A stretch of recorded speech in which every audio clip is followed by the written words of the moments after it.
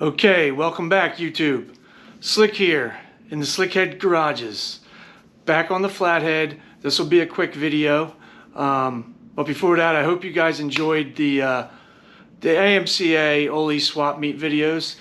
Judging by your comments, a lot of you did. I'll keep more of that stuff coming. Got a lot of swap meets and bike shows to go to.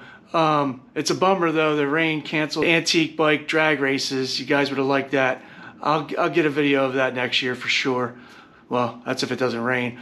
But like I said, I'll keep this short. I want to show you where I'm at here.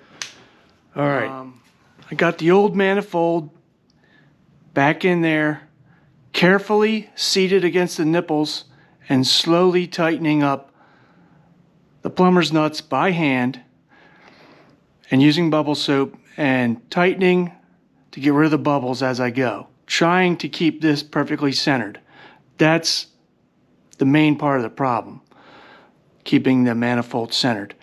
But I got it pretty good, but it's still leaking a little bit. Tell me what you think.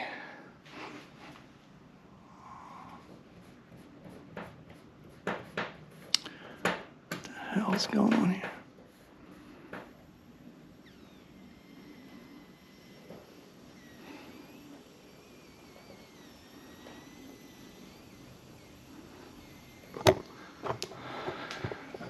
Okay, we'll start with the right side first.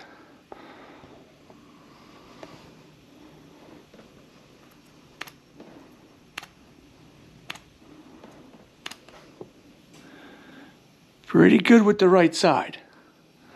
There's a small, fine micro leak.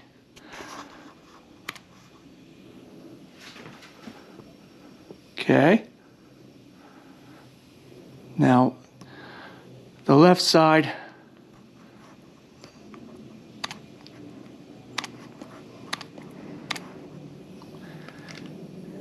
That's the best I could get it.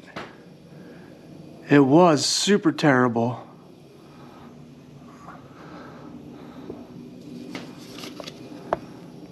That's the best I've gotten it.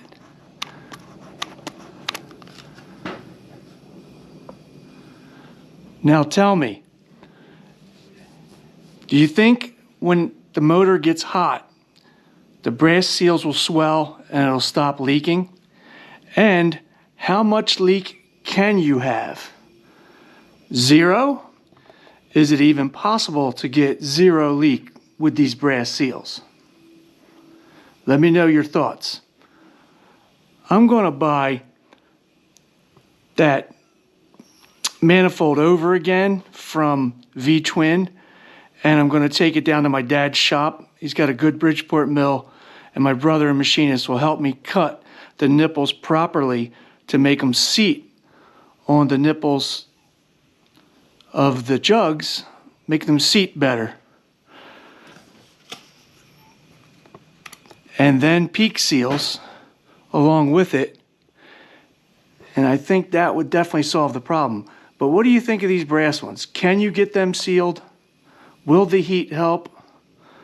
Can you get them 100% sealed? I don't know.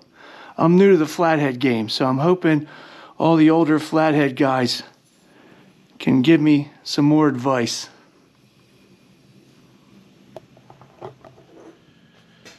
Okay, the other thing I might try to do, instead of buying another new manifold, go back down to Nick Cycles and see if he's got a used 1940 manifold that'll work better and fit square on the cylinder jugs, the nipples. Because that's part of the problem. My manifold in there, it doesn't sit 100% square. It's off by a smidge. So that's the issue. You got to hold it square against those nipples and then do the plumber's nuts. And that's given me my problems in there, I believe. You know, I know that when you put these engines together, you're supposed to fit the manifold in there as you're tightening down the jugs. We're past that point.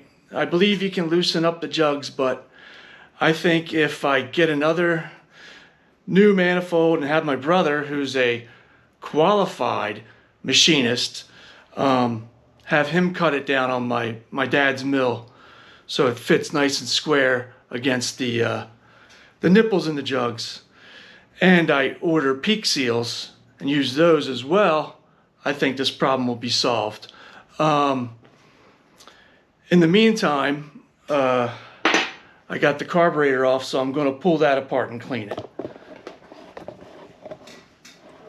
I'll make a video taking this all apart, cleaning it, pulling the needles out, the bowl off, all that kind of stuff.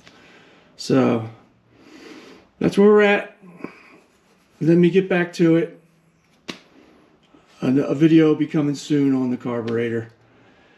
Got the wheel off of the Dragon, so I'll make a video of getting the bead fixed at my buddy's shop. So talk to you guys later.